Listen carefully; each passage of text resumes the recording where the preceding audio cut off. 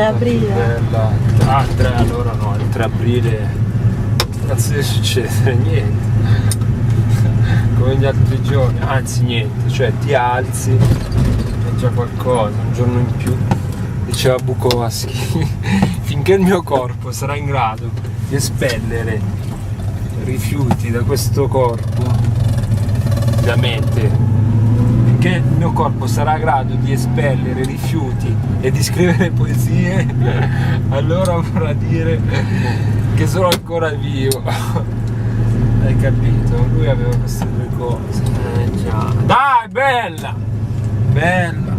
Cosa succede il 3 aprile? 3 aprile.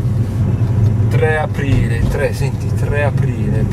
Dopo il pesce di aprile ci sarà quello che sarà rimasto bastonato e porterà le conseguenze. Cosa deve succedere?